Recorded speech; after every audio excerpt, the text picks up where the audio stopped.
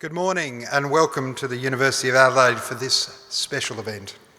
My name's John Williams and I'm the Provost of the University of Adelaide, and it is my great pleasure to be your MC this morning. To officially start proceedings, I'd like to introduce Mr. Cliffy Wilson and invite him to share a welcome to country.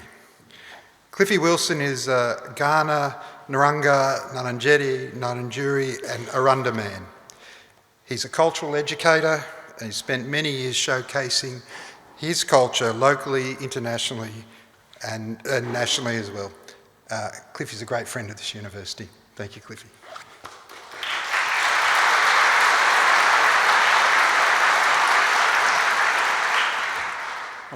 Thank you. Good morning. How's everyone doing? Going well?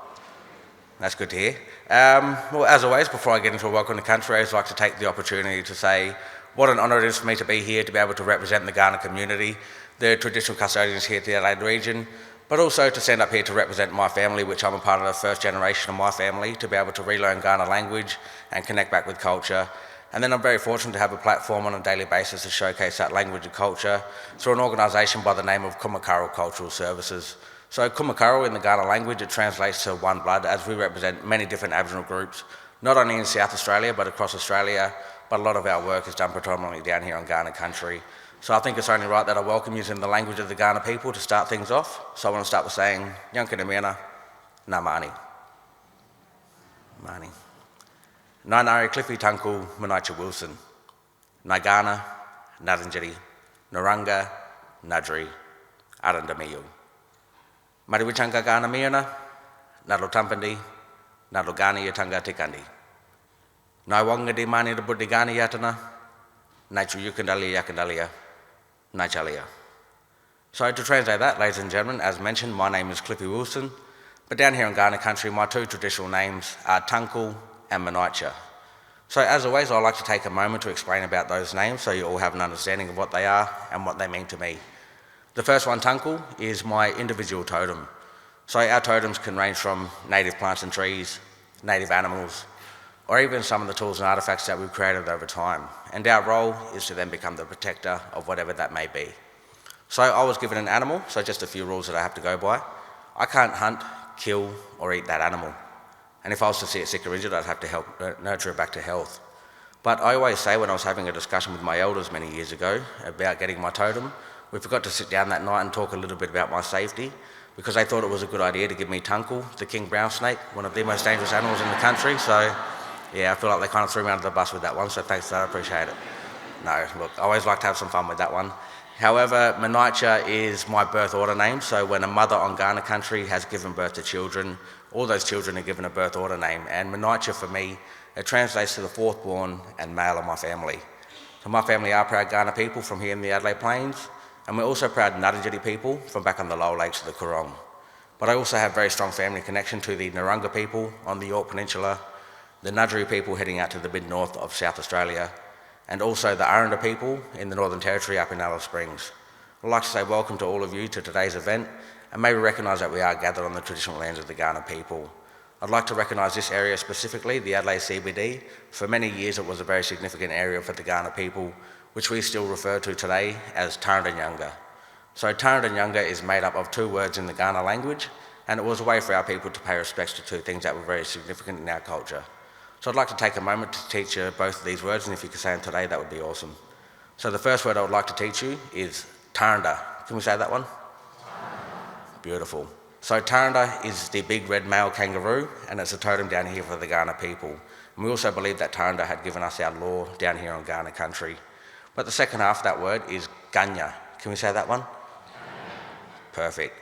So Ganya is a rock or a stone. So many, many years ago, located down by the River Torrens, or as we call it, Katawarapari, which translates to Red Gun River, there was a large rock located there where the Kaurna community would go to perform their traditional ceremonies. However, you will not see that rock today. It was quarried down many years ago, but they did use it to help build the foundations for a lot of the older churches and buildings that are still standing throughout the Adelaide CBD today. So when we combine those two words, as I said, it becomes Tarrndanyanga, which then translates to the dreaming place of the big red kangaroo. So may we pay respects to the cultural and spiritual beliefs of the Kaurna people and recognise that their continuous connection to the land, the sky, and the waterways that surround and connect us are still as strong, still as important, and just as resourceful to the living Kaurna people today. I'd like to pay respects to elders past, present and emerging, and give a special thank you to those who paved the way for me to be able to stand here today to speak my traditional language and welcome you all here, not only to Kaurna country, but to a place that many people from many parts of the world and many cultural backgrounds now refer to as home. So I'd firstly like to acknowledge and pay my respects to the many different Aboriginal and Torres Strait Islander peoples across the country, and those who may be in attendance with us today. I pay respects to your connection to your country and still respect your dreamings as well.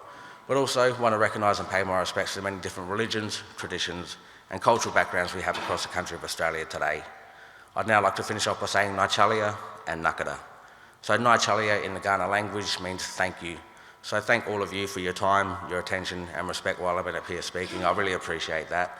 And thank you for engaging in the language. Hopefully I was able to teach a few of you a couple of new words today, but also give you some history of the traditional name of this area and what it means for the Kaurna people. But also to the Uni of Adelaide, thank you very much for giving me another platform here to represent my community and showcase some of the local language of the Kaurna people. I always appreciate the platform you give me, so thank you very much. But also want to say Nakada, which means we'll see you again when our paths meet. So enjoy the rest of your day, and I'm sure I'll see you again soon. Ngāchalia and Nakada.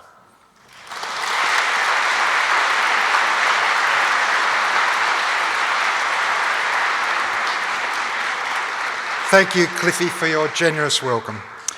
I'd like to now acknowledge our distinguished guests who are here today. The Honourable Professor Julia Gillard, AC, the 27th Prime Minister of Australia, visiting Honorary Professor at the University of Adelaide, and the reason we're here today. The Honourable Katrine Hilliard, MP, Minister for Child Protection, Minister for the Prevention of Domestic, Family and Sexual Violence, and the Minister for Women, and attending on behalf of the Premier of South Australia. The Honourable Stephen Mulligan, MP, Member for Lee, and I'm just starting to get used to that. Miss Erin Thompson, MP, Member for Devonport. The Right Honourable Lord Mayor of Adelaide, Dr Jane Lomax-Smith, AM.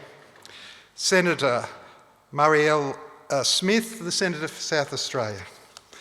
The Honourable Catherine Branson, AC, SC, the Chancellor of the University of Adelaide.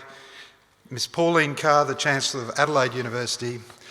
Professor Peter Hoy, AC, Vice-Chancellor and President of the University of Adelaide.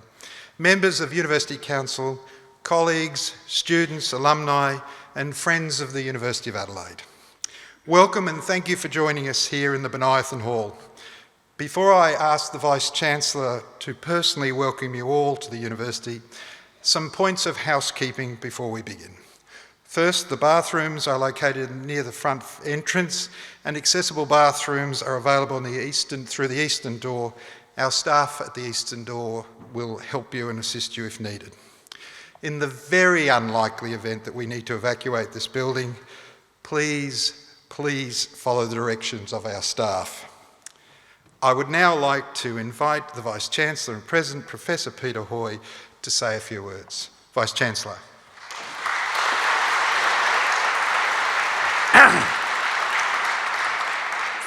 Thank you, John, and thank you to Cliffy Wilson for your welcome to country. It's my pleasure to welcome all of you, including, of course, former Prime Minister Gillard, to the university, and also those that John has already acknowledged. Julia Gillard was the 27th Prime Minister of Australia and the first and only woman to serve in that role thus far. It's always a privilege to welcome her back to campus. We admire her achievements and the measurable difference she has made and continues to make to the lives of countless people for the better. 1 year ago, in October 2024, I had the pleasure to sign an agreement with the National Archives of Australia as a first step to establishing a Prime Ministerial Library in honour of Julia's achievements. This will be in a beautiful, refurbished Hartley building on our North Terrace campus. Once officially opened, the library will host relevant public lectures, visiting scholars, research students, awards, a Women in Leadership program, and much more. It'll be maintained by a Friends of the Julia Gillard Prime Ministerial Library voluntary group and it will of course be supported for now by the University of Adelaide and in the longer term by Adelaide University. We're very excited about this project and look forward to the Julia Gillard Prime Ministerial Library's grand opening in 2027. I say 2027 because we're really going to make sure it's going to be a fantastic space, Professor Gillard. Professor Gillard has shaped a career which has been and continues to be focused on the most important issues facing our society. That passion to be at the forefront of public discourse informs the content of this annual event. Last year's lecture, for example, focused on artificial intelligence and featured a discussion that touched on how governments can capitalize on the AI revolution, how the technology, for example, is being used in healthcare, and why it was crucial for Australia to take a leadership role in the evolution of AI. I remarked at the time that we are at the very early stages of where this revolution will lead, and just 1 year later, AI has become part of the everyday vernacular through familiarity with the likes of ChatGPT, Copilot, etc. And its use is becoming normalized in our societies and our workplaces. This year, Professor Gillard will facilitate a panel discussion on how the rapidly changing geopolitical environment and rise of disinformation is impacting Australia, our foreign policy, development assistance, and our universities, and how these factors might be leveraged for better outcomes. Professor Gillard will be accompanied by 3 highly accomplished University of Adelaide panellists. Professor Joanne Wallis, Professor of International Security from the School of Social Sciences, Professor Tim Legrand, Professor of International Security, Department of Politics and International Relations, and Professor Anton van den Hengel, Chief Scientist, Australian Institute for Machine Learning. The rate with which geopolitical environments and technologies change and develop can be both awesome and alarming. This is why today's discussion is timely and important and worthy of exploration by a figure of such importance and high standing as our former Prime Minister. It is now my great pleasure to welcome the Honourable Professor Julia Gillard AC to the stage to lead this discussion. Thank you.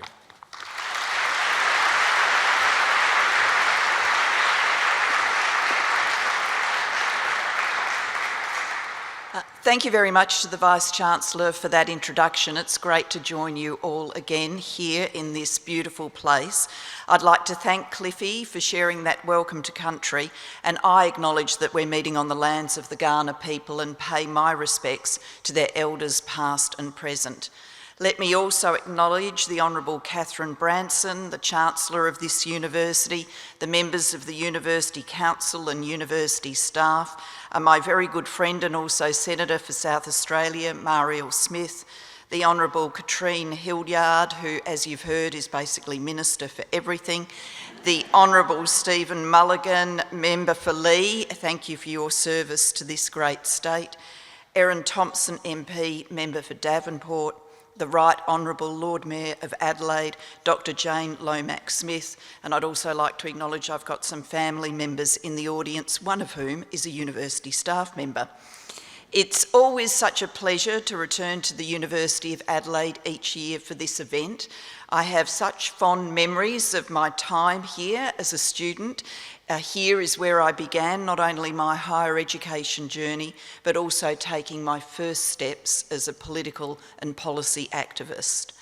This year's lecture feels particularly poignant as the university stands on the cusp of the biggest change in its 150-year history.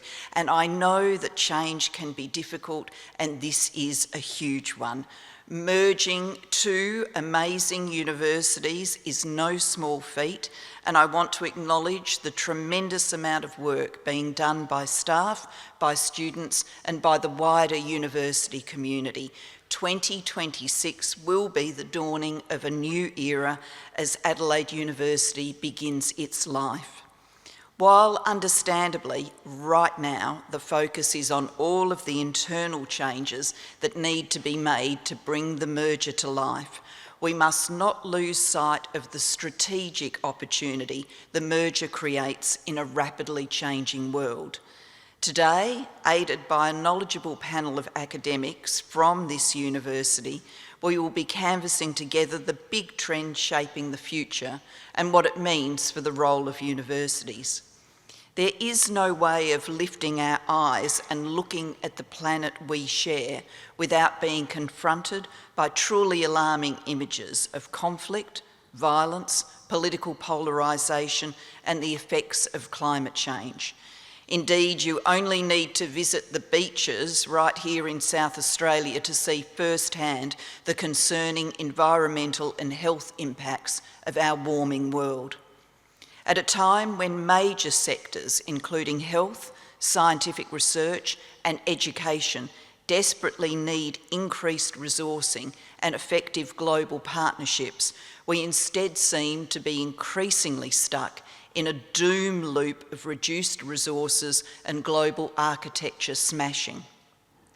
The Trump administration's decimation of its overseas development assistance is truly staggering in its size, scale, and speed. It has given political cover to other governments to make cutbacks of their own, and so far governments engaged in cutbacks have not paid a political price.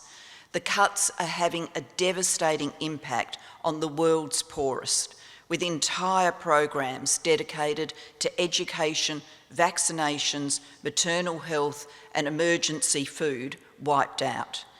And who steps into the void created by these massive cuts? The truth is, no one is committed to filling the full resource black hole, which studies show could result in more than 14 million additional deaths by 2030, including 4.5 million children under the age of 5. Rather, there has been some cherry picking of individual programs, with documented cases of China stepping in to fund programs when US foreign assistance stopped. For example, this happened in Cambodia. And the head of Russia's International Assistance Agency has spoken openly about taking advantage of the situation. Strategic competition is also manifest in the race to dominate in artificial intelligence, which is already part of our lives at every level, from the highest echelons of government and multinational corporations, through health and education, right down to the mundane, everyday tasks we each do. Artificial intelligence is here. Competing visions of the future contend, and I find myself often going from being an AI optimist to an AI pessimist and then back again in the space of a minute or two. Are we going to end up living in a world in which AI decides who lives or dies on the battlefield? Our best friend is a chatty AI. Jobs are lost in the millions, and the books we read, paintings we admire, and films we watch are all AI generated? Or is AI going to augment our human capabilities in a way which turbocharges our capacity to generate wealth, increase life expectancy, and free ourselves of mundane tasks, thereby enabling a world of deeper human connection and enhanced creativity? I don't know the answers, but clearly there are many crucial and complex questions to be considered. If we telescope into the impact for higher education, how do we safeguard academic integrity when sophisticated essays can be written by machines in seconds? This isn't about simple plagiarism anymore, it's about rethinking assessment entirely and finding new ways to demand critical thinking, creativity, ethical reasoning, and the unique capacity for synthesis and original insight. Then there's the question of equity and access. As advanced AI tools become more prevalent, often with premium paid versions giving you superior capabilities, How do we prevent a widening of the digital divide? We have a responsibility to ensure that all students, regardless of their socio-economic background, have equitable access to these technologies and the essential training to use them responsibly and effectively. Our role must be to bridge gaps, not inadvertently create new ones. And what about the very nature of learning itself? If AI can instantly summarise complex texts or solve intricate problems, how do we foster that deep intellectual struggle, that beautiful, often messy process of grappling with ideas that truly catalyses understanding and memory formation? We risk fostering intellectual incompetence if we don't guide our students to critically engage with AI outputs rather than passively consuming them. This means nurturing a new kind of AI literacy, the ability to discern, evaluate and question the information AI provides, understanding its limitations and inherent biases. Basically, we need to keep strengthening human reasoning, which has been at the centre of human progress since the Age of Enlightenment. Confronted by hard problems, communities have looked to intellectuals, to universities to help chart the course through. Yet, in today's world, instead of universities and freedom of thought being cherished, we see attacks.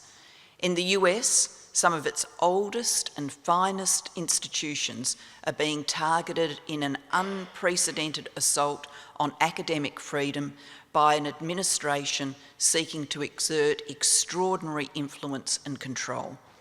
Some have already been forced to cede to demands, the impact of which are likely to be far-reaching. As we watch on with trepidation, we can be thankful that here in Australia, Trump-like politics is so deeply unpopular. But that doesn't mean all problems are solved here. Nearly 70% of Australian universities were in deficit in 2023, and it's a similar story in the UK, where nearly 3/4 were in deficit last year. We are at a stage in our nation's life where we must have some hard and clarifying conversations about how universities are to be supported and what role we expect them to play as the world changes. The challenges we confront, while significant, are also powerful catalysts for innovation. They compel us to reimagine what a university should be in the 21st century. This is an incredible opportunity to focus even more intensely on what makes us uniquely human: critical thinking, creativity, ethical reasoning, collaboration, empathy, and the ability to ask profound questions. An opportunity too to think through the way in which a university of the size and scale of the merged Adelaide University can play a more powerful role in shaping our state, our nation, and our understanding of how to shape the best future for our world. With that scene setting, let me say that I'm thrilled to now have the opportunity to share this stage with 3 exceptional panellists who are here to discuss all of these issues. Let me welcome to the stage, you've already heard their qualifications, but let me quickly do them again. Professor Tim Legrand is Professor of International Security at the University of Adelaide, ARC Future Fellow and co-editor of the Australian Journal of International Affairs. If you would like to join me on stage now, Professor.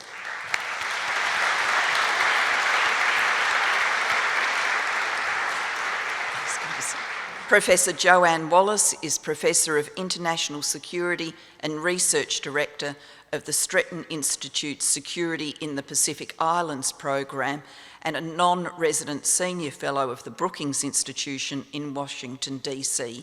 She is co-editor of the Australian Journal of International Affairs. Thank you, Joanne.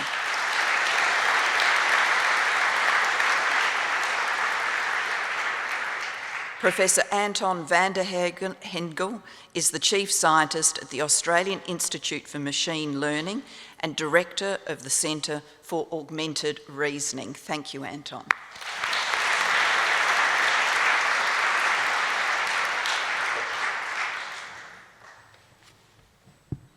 And Tim, yes, I've got the mic in the right place, that's good. Tim, I'm going to come to you first. As I've tried to encapsulate in my opening remarks, globally we've kind of got a lot on right now. Rising nationalism, geopolitical tensions, war, worsening climate change, the opportunities and risks of artificial intelligence, to name just a few, but I think that's enough to be going on with. From your work, what are we seeing in the current landscape and how it's impacting people, their behaviour and the way they are interacting with the world around them? Can you give us a sort of state of play? Yeah, thank you, Julia. I don't know about state, that's quite a large state of play to give, but in the time I've got, I'll do my best. Look, one of the big transformations is that we all have a information machine in our pockets. Today in this room, everyone has a propaganda machine that's sitting there which we're not in control of. It not only gives us information, but it also gives us news immediately. So we have greater immediacy of access to events around the world than ever before, some of which can be traumatizing, as you know, in the events of war and natural disasters. But we also have immediacy of politics that happens here, but also elsewhere. So there's an incredible concentration that's happening today that has never happened before in terms of our focus on events, on news, on ideas, and that's certainly unprecedented. Now, in some respects, that can be kind of traumatizing, especially for young people in their future, looking at climate change and the world in which they're faced. But there's increasing vulnerability, I think, that we face, that across the world people are vulnerable to new ideas being imposed through their access to digital media, which have, in some respects, challenged liberal democracy, and we know that liberal democracy and belief in liberal democracy is declining. We're seeing increase in people polarising, kind of going to the extremes in politics, so increasingly there's less engagement in the middle, less so in Australia, but globally.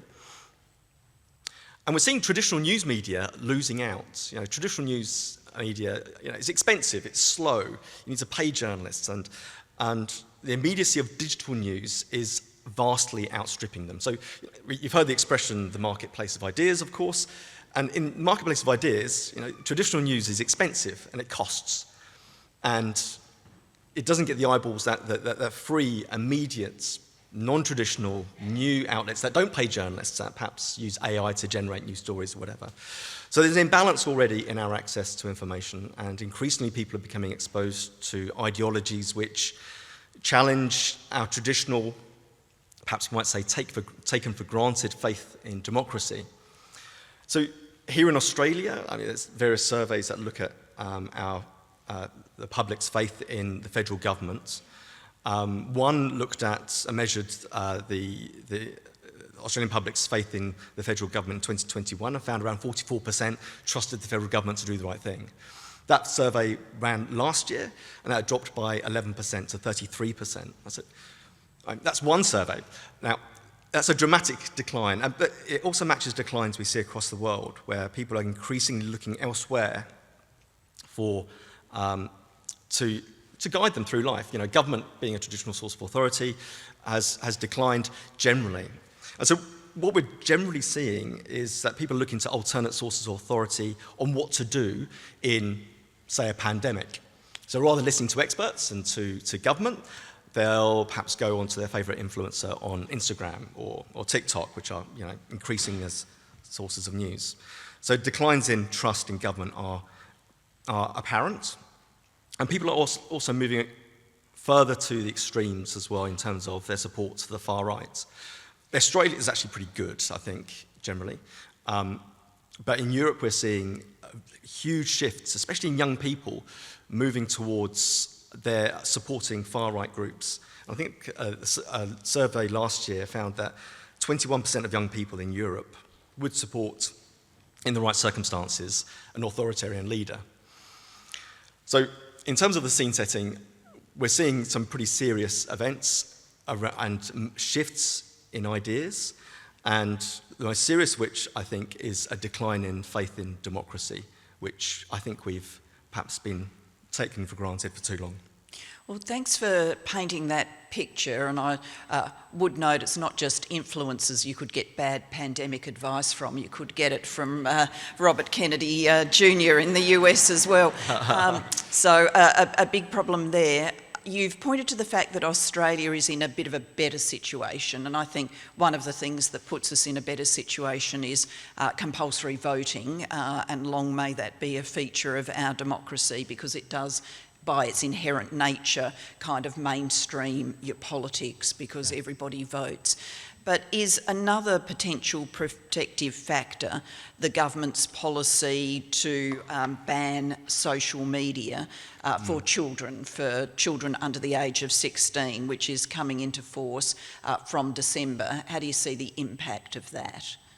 I'm a bit unlike some of my colleagues, actually. I think it's a really good thing. Right. I think it's a blunt tool. Absolutely, it's not nuanced, but I think the seriousness of what young people are confronted with in social media merits the ban for the moment. You know, it's a partial solution, but it's not an absolute solution. So I'm doing research at the moment, which is funded by the ARC, which looks at the exposure of young men and women to violent misogynist content online, and the extent to which such material, and there is it's a cesspit of material out there which encourages young men to think of their masculinity as being, you know, ascendant, and that they deserve certain things, including women's bodies, and promote all sorts of toxic behaviours. It is clearly a problem that needs to be addressed, and I think the federal government is doing the right thing on this occasion, but it's only partial, because young people will grow up. They'll become 17, you know. And so what do we do now in schools and in civil institutions? I mean, we need to enhance and take seriously education of critical thinking, critical evaluation skills, which are already there in, you know, history or English curriculum or in politics curriculum.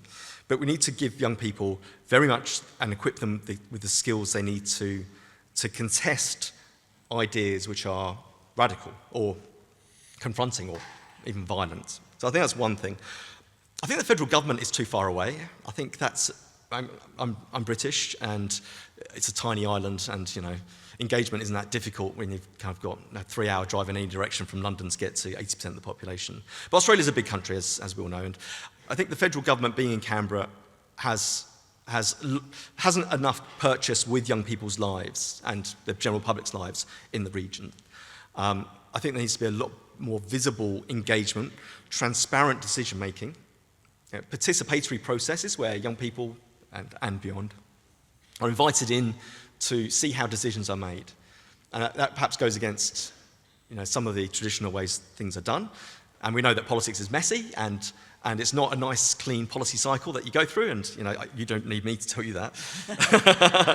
But we need, I think exposing young people to how decisions are made will go a long way to improving their faith in democracy. This might be a bit more controversial. I think we need to fund beyond the ABC. I think the traditional news is losing ground daily to you know, fly-by-night digital outlets which trade in dramatic and radical kind of news stories. I think we need to shore up our news environment in Australia, and I think that the ABC does a fantastic job, but I think that we need to think beyond the ABC.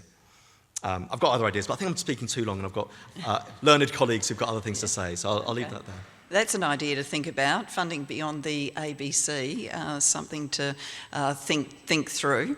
But Joanne, I am going to turn to you to explore what these big trends mean in a very different environment, because you focus in your research on our Pacific neighbours, so small islands, you know, very different landmass-wise from Australia, very different population-wise from Australia, obviously at far lower wealth and income levels than we are in Australia. What differences do you see around disinformation and institutional trust in that environment compared with ours or compared globally?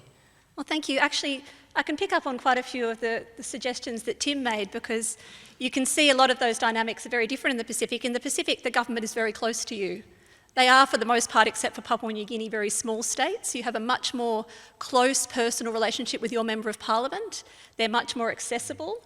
And government, because government is the main source of resources across the Pacific, politics is much more important to your everyday life. It can determine, do you get a health post? Is that road restored? Is your market maintained? In a much closer way than we do here, because of the many layers that we have between ourselves and our MPs. In terms of misinformation, disinformation, my team here, our Pacific team here at the university, and last year we did a study for ABC International Development. We analysed the media landscape across 12 Pacific Island countries. It was led by my colleague Priestley Hubru, who's from Solomon Islands. And one of the three aspects of that project was to analyse misinformation and disinformation in the region. And we definitely found that it was present, but we actually found lots of signs for hope. And I would argue lessons for us here in Australia. And the first one is just picking up on what Tim said in my initial comment then, is the accessibility of your members of parliament, the visibility of your members of parliament. And in the absence of those members of parliament, because not all members of parliament are brilliant across the Pacific, as they aren't necessarily in all countries, but you have other trusted leaders in the Pacific in a much more visible way than we do here. So you will have your chief, your local chief, you will have your local church leader. There are still structures in those countries that we perhaps have lost here. And if you're not comfortable with going to your MP, or if you have a question about what's going on, and you know that you can go to a different trusted leader, you have a number of avenues to access information and to feel that your thoughts and concerns are going to be reflected somewhere beyond just your local self. And I think that is something that we haven't thought through enough in Western democracies. For so long, our democracies rested on having the church as another pillar. And of course, I'm not going to argue against the separation of the church and state, but we haven't thought what replaces the church as that everyday structure that every week would touch people's lives. Now we have far fewer things, and I love sport. I don't think sport's enough of a substitute. So that's something I think we can learn. I think another important thing to learn from the Pacific is the importance of social cohesion. And we've had a lot of debates in Australia about that, and I'm nervous about social cohesion that wants to quell dissent and quell freedom of speech. But in the Pacific, and of course many people would know the history of the Pacific, of course there have been conflicts there. I'm not going to argue that it's a utopia. But in the Pacific, when there is a conflict, there is still a recognition that everyone involved belongs to the same cultural universe. And that's why peacemaking and reconciliation is possible. I did my PhD field work in the Bougainville region of Papua New Guinea. Many people would be aware of the very deadly and devastating conflict in Bougainville in the late 1990s.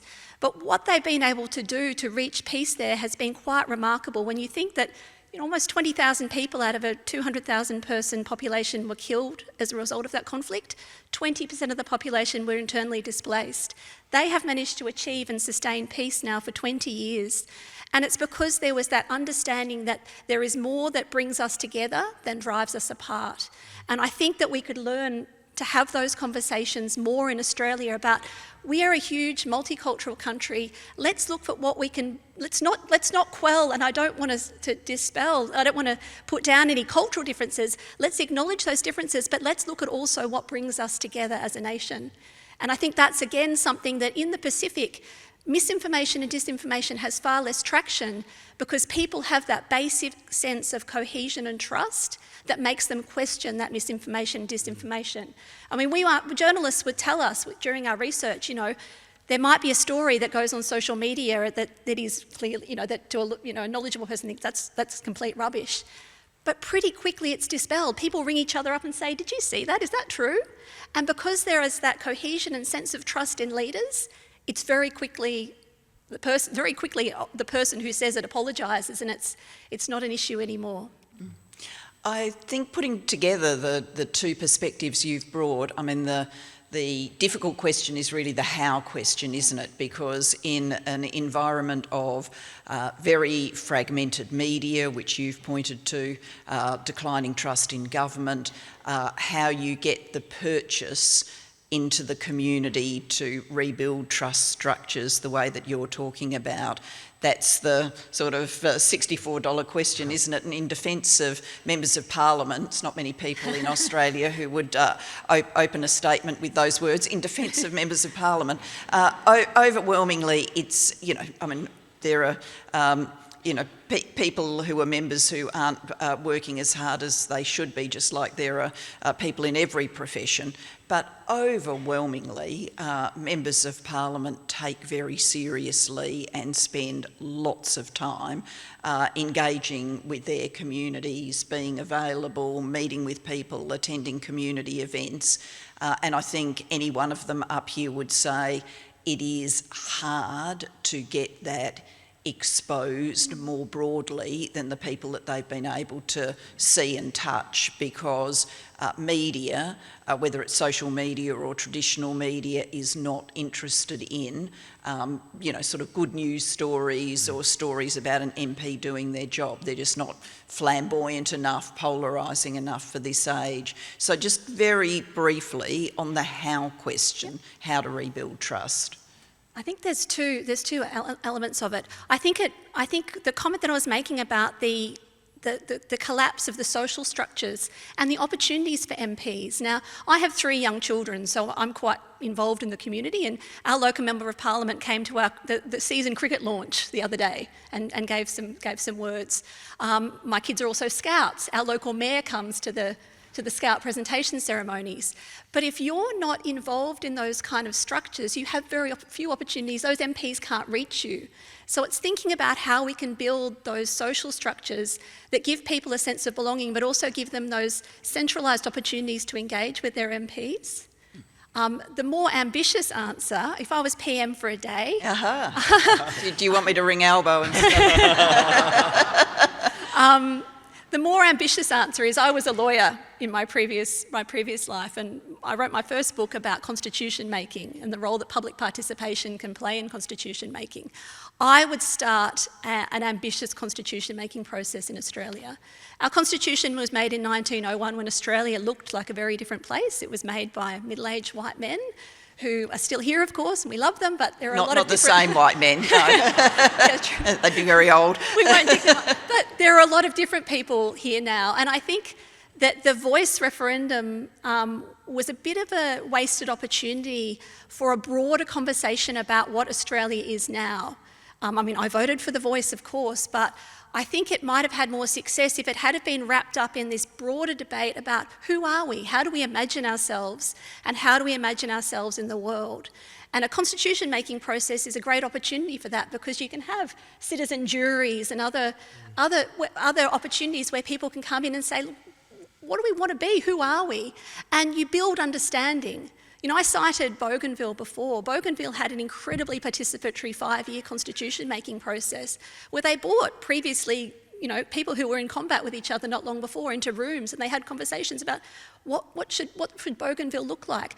How can we compromise on what we think to reach an understanding with what you think? And maybe I need to be PM for longer than a day, but I think a broad discussion like that would be really beneficial in this changed Australia, but also in the changed world that we're operating in, because we do need to be operating as one if we're going to deal with the challenges we face. We kind of can't afford to have divisions from within. We're going to face enough static on the world stage. Okay, so another challenging idea. We've got funding media beyond the ABC. We've got the launch of a prime ministerial campaign. But against this backdrop, Anton, I'm going to bring you in now, because everything we're talking about is not happening against a static backdrop. It's happening against a rapidly changing backdrop.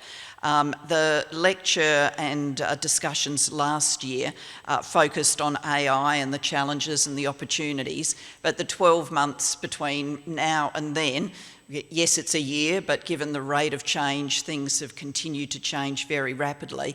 And to give just a sense of that speed of change, it took around 8 years for the internet to reach 1 million users. Hands up if you're old enough to remember the days before the internet. It took ChatGPT 5 days to reach 1 million users.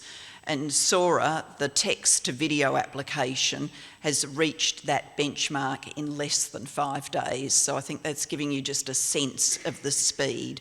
So Anton, can you give us a sense of what's happened in the last 12 months? What are the major developments we should be thinking about? Sure, I can try.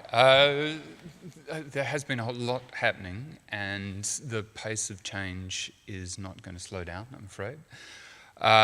Increasingly, we see that the models get better and better and better. They make better decisions and generate better outputs and move closer and closer towards the point where they're becoming the infrastructure of the modern economy, and that's where we will go, right? The AI isn't going away. There may be a bubble or whatever, but in case you're worried, AGI is not coming, right? It's not going to get smarter than us either.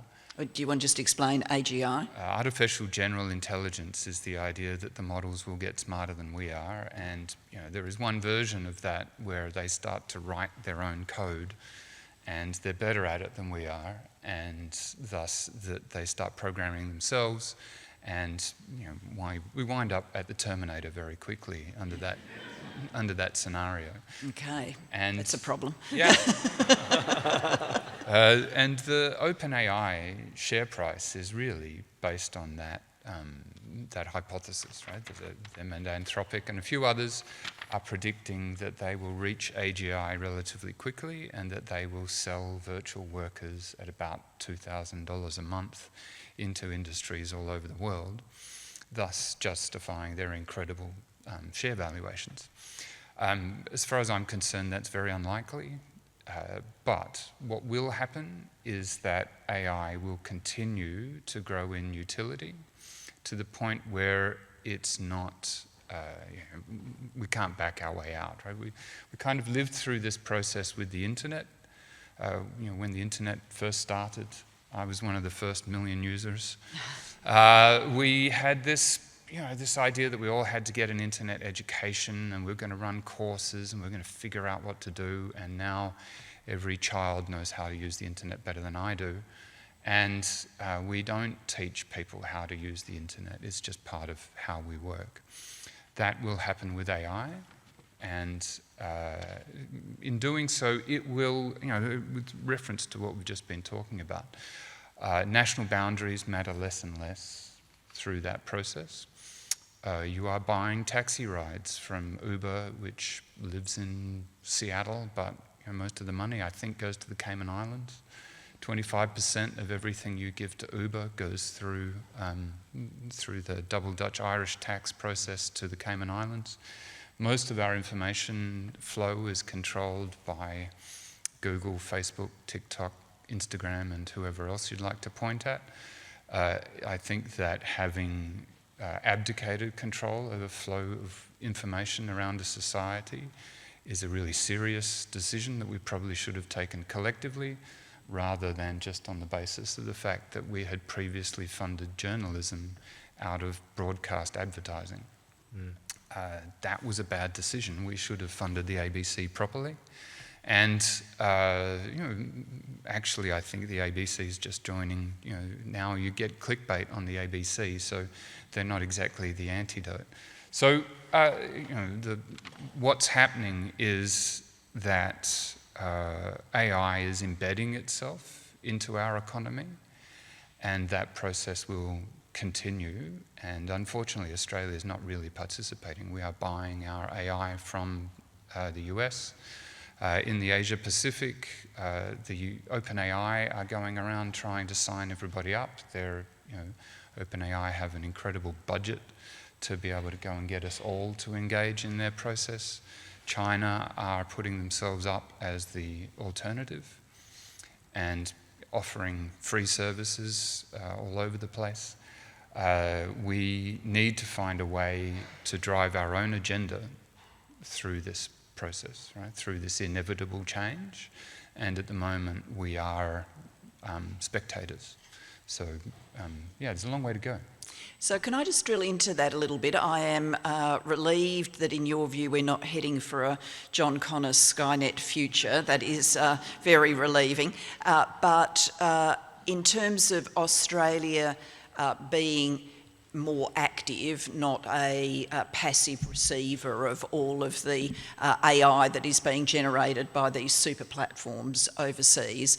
I mean, realistically, given how expensive it is to develop these platforms, I mean, to develop the infrastructure on which they run, to develop the large language models, you just look at the capitalisation of the big companies that are doing it, it's in the hundreds of billions of dollars. What could, if you were Prime Minister for a day, so if we had Joanne on Monday and you on Tuesday, so she's kicked off this constitutional I've been deposed after one day. You'll have to work hard on that individual day. What would you do that the Australian government is not doing now? We are many orders of magnitude short on our investment in sovereign AI. Sovereign AI means developing the AI capability we need as a nation to be able to determine our own destiny. It's not a competitor to OpenAI. We don't need ChatGPT, right? If we decide to engage in this process and try to reach the point where we're not beholden to other nations' AI, it doesn't mean that we have to develop ChatGPT. That's not the, ChatGPT and Anthropic and a few of those are going out really chasing a share price based on a fiction that has nothing to do with the practical application of AI. What we need, and we don't have to, in fact, build the whole system ourselves, right? We don't need to replicate the whole American system in Australia. We just have to have enough expertise to be able to navigate our own path in this very dynamic technological landscape. And what we need to do changes every week, right? Every week there is I can imagine that if you're not in AI, that the constant pace of development seems confusing. I can tell you it's much, much worse if you are in AI. It's really astounding the rate at which things are changing. And we need the capacity to keep up. We need to engage in keeping up. And we have thus far, I'm afraid, not done so. And given the scale of our economy, we need to spend billions of dollars. Singapore have spent billions, South Korea have spent billions, Canada have spent many billions, the US have spent trillions, China have spent trillions. The companies that we compare ourselves against and play cricket against are largely spending a lot more than we are. Sri Lanka are spending a lot more than we are. We really are many orders of magnitude short, billions short on what we need to be spending just in order to be able to have a say.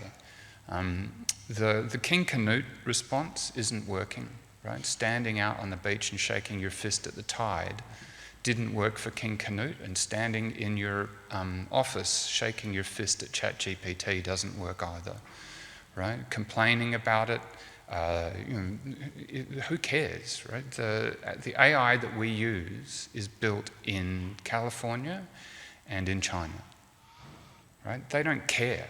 You can put guardrails up, you can say it's got to be this, or it's got to be that, or it's got to have this representation of whatever you like. Our opinion is irrelevant. We are a very small market, so they don't care about selling it here. The only way that we gain control is to build our own AI and become a participant in that modern economy. Being a spectator has never worked. And so for people who weren't amongst the first million users of the internet, in which category I'd count myself, if those billions were spent, I mean, from the point of view of the individual Australian, the individual citizen, what would be different for me? It would enable us to build our own capability that we could have a say in the development of. But the big difference is really economic. If Uber don't pay tax on 25%, so we're paying 25% of every taxi journey overseas, and Uber are paying almost no tax in Australia. We are spending most of our advertising budget nationally on Google and Facebook, and they pay almost no tax in Australia. We have to build our own Ubers and our own Googles and our own Facebooks in order to participate in that global economy, because not doing so and putting up regulations doesn't work. Uber was illegal when it started, and it wasn't just one kind of illegal, it was 4 kinds of illegal when they started.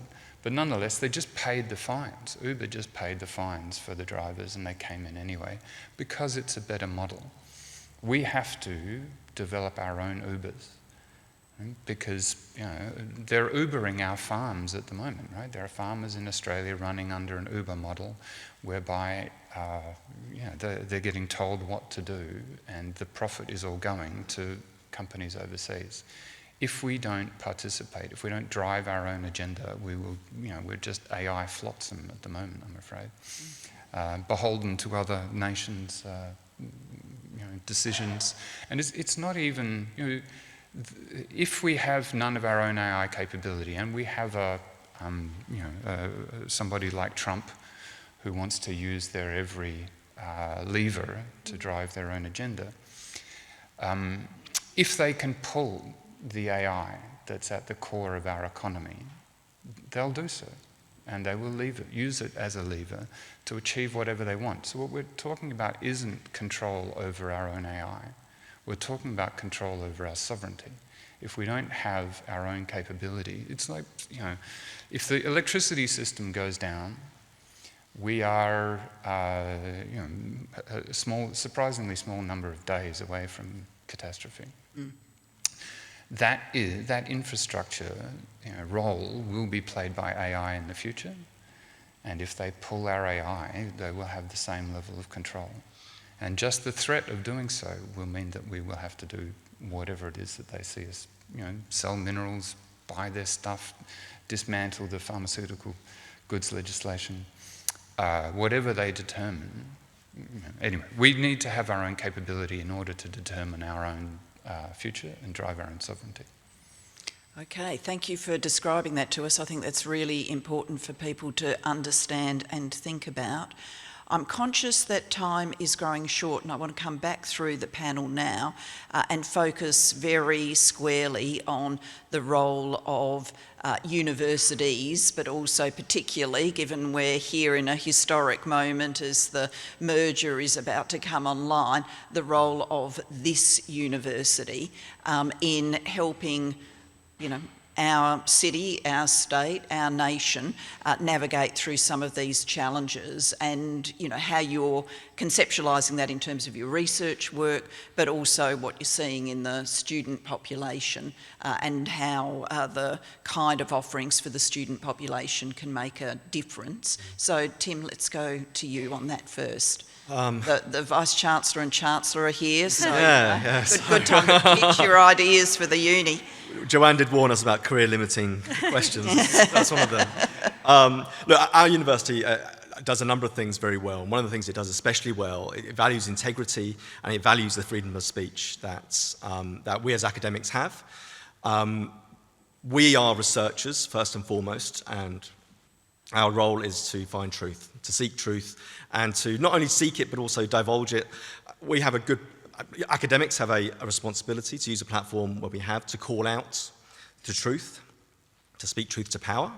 And in politics and international relations, that's the greatest weapon that we have. But we also have a responsibility which we execute on a daily basis through our teaching, to teach our students to not be credulous, to be critical, to be cynics, to be bold, to be brave, to stand up with the values that they think are important. Through our curriculum at the university, we do take advantage of things like AI, while warning students of the dangers on excessive use and misuse. We teach students about the role that technology plays in society, and understanding that is vital for the future. Teaching a curriculum of 20 years ago is dead, and we have to be, and we are, responsive. Our teaching is all about what's happening today, what are the challenges of today and tomorrow. I think our biggest role is not being guided by or being influenced by big business or by any other interest except that which we hold dear, which is the truth in our research. Thank you, Joanne. Okay, so two things. So just endorsing what Tim said. I mean, we've been quite fortunate with the merger. We've all had to refresh our courses or write new courses, and the university has been very supportive of that. We've all been given a lot of financial support, but also expertise. So, and because of the moment that we're in with AI, it's been an opportunity to rethink how we do assessment, how we engage students. So I know in my courses next year, we're going to be doing a lot more role plays, simulations, a more Socratic style of teaching than the typical, write a research essay and then feed it into the computer. And that's been a really great opportunity that the merger has brought. The second thing I think that the University of Adelaide University in the future does is that it sees itself as having a role in the state, and there is that role of engaging with South Australians. And I think, picking up on the comments that we were making about the media, the academics have a real role to fill the gap that is being left by the media in some cases, the analysis, the critical analysis. The website, The Conversation, I think is a really important resource, and the university is a member of The Conversation. And I know that if something's happening in the Pacific, I can submit something to The Conversation and it will be read and it will provide a more critical view than might be coming out of the typical media. I mean, partly because they just don't have the time to do the research that someone like I do have. But I think that's a really great thing I came to Adelaide 5 years ago, and I've been really struck by how integrated the university is with the community. I mean, I bring my kids to things all the time, light displays in this very hall and different events, and I think that's been really emphasised as we move to the merger, that they want to keep that role. So I think that's one of the exciting things, and I think that the universities can play a really important role in this kind of dystopian, no offence, Anton, world that you're painting. We can provide this role where expertise is presented in an engaging, accessible way for ordinary people, and that's what I'm looking forward to. I'd have to say references to the Socratic method are a bit of a trigger warning for me, because I started my studies here at Adelaide University but completed at Melbourne, and there was one law lecturer who was basically famous for coming into our law lecture and asking an incredibly complicated question, and everybody would just be there with their heads down going, please don't pick on me, please don't pick on me, and then the silence would become that really uncomfortable depth of silence, and you would find yourself just blurting out what you had for dinner last night to break the silence. They were such stressful events. Anyway, good training for question time.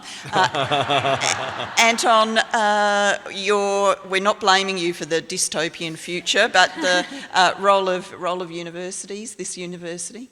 Sure, absolutely. And I didn't mean to be dystopian. I do think that there's a great opportunity, and there's a great opportunity for universities as well. The killer app for personal computers was spreadsheets. And, as unglamorous as that might seem, there were a whole lot of people before spreadsheets who were called calculators, and their job was to operate a mechanical calculator, and there were rooms full of them in every accounting department, right, in every accounting office. Those people's jobs were automated, but there are now at least 100 times as many accountants as there ever were, because accountants decided that their job wasn't arithmetic, it was to use the tools that they had available to them to add value elsewhere in society. And we have more accountants because they go out and they model other things, right? They figure out how to run businesses better, how to run departments better, how to run everything better. We can make the same transition, right? Part of what we do, and frankly, a lot of the boring stuff of what we do is being automated, and it gives us the opportunity to focus on the value that we offer and to provide an education that we would all have loved to have provided to students for all of this time, but really haven't had the resources to be able to do so. All of that just became possible, right? We can do amazing things with this technology. But the answer isn't technical, it's political, right? What we do with this incredible increase in productivity, with this incredible increase in capability, is a political question, right? It's a collective decision that we have to make to grasp the opportunity rather than let others do so. Given the oldest forms of human writing that we have available to us are accountants' ledgers, you never want to count the accountants out. Can I ask you to join me? Our time, unfortunately, is drawing to an end. It's been a fascinating discussion. I know we could keep talking, but we do need to end it here. And can I ask you to join me in thanking this incredible panel? Thank you.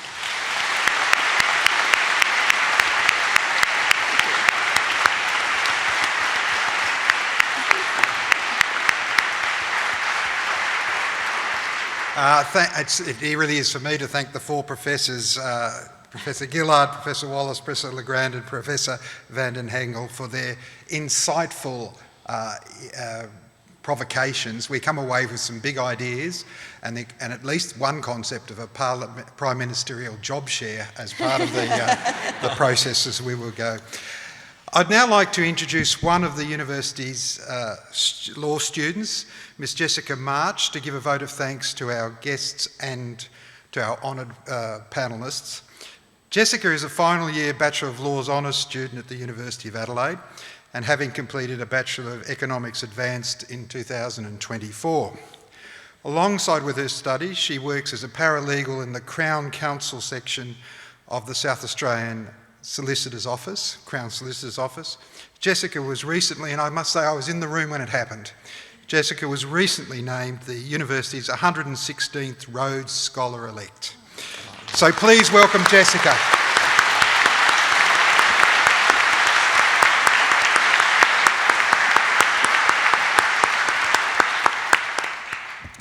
Hello everyone, and thank you for that very generous introduction, Professor Williams.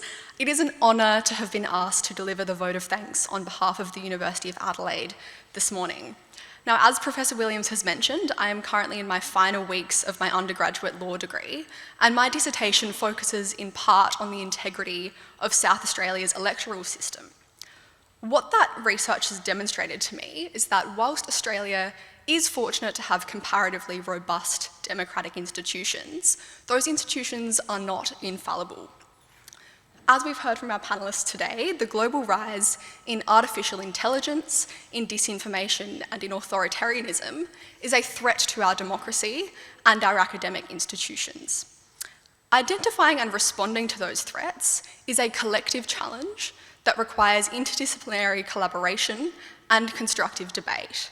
And that is exactly why conversations like the one we have enjoyed today are so imperative.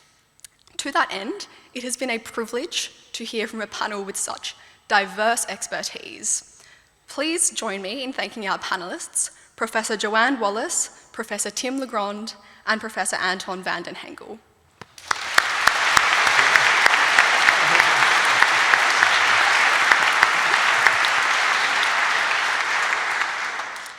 We are also, of course, exceptionally privileged to be joined by former Prime Minister and University of Adelaide alumna, the Honourable Professor Julia Gillard AC.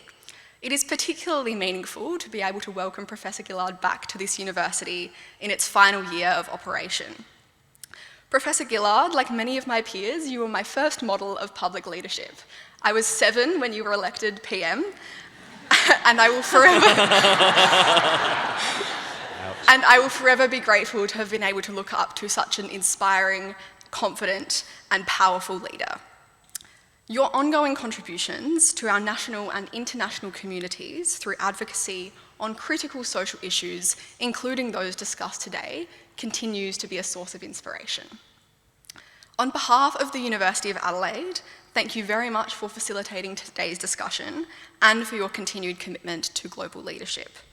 Now, in the spirit of championing quality journalism, as a small token of our appreciation, it is my pleasure to present you with a copy of a Lumen article that you yourself authored in 1981 as an undergraduate member of council of this university.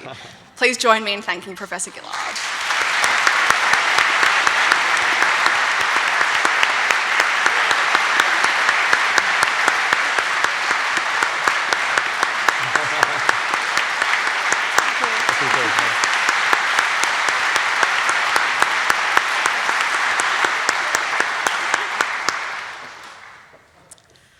The final thank you must go to today's audience, including our distinguished guest, as well as everyone who has helped make the 2025 Julia Gillard Public Lecture happen. Like me, I'm sure everyone will leave today with a lot to reflect on and perhaps a more critical approach to our news feeds. Thank you, everyone.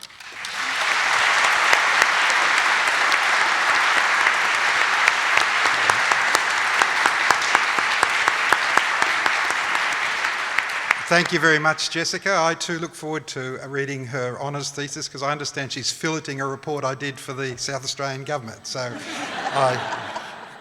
And we must say we wish you well when you take up your scholarship. Professor Gillard, we are honoured to have you here as a visiting professor at the University of Adelaide, and we thank you once again for facilitating such a wonderful public event. We'll now organise, and this is the audience participation part of the process, we'll now organise a group photo with Professor Gillard and our other panellists and our wonderful guests. So if you could just please remain seating for a moment and we'll take a photo of us all. So on behalf of the University of Adelaide, thank you all for joining us here this morning. We're delighted that you're able to join us to hear this year's Julia Gillard Public Lecture. We hope you can see you all again in 2026. Thank you very much and have a great rest of the day.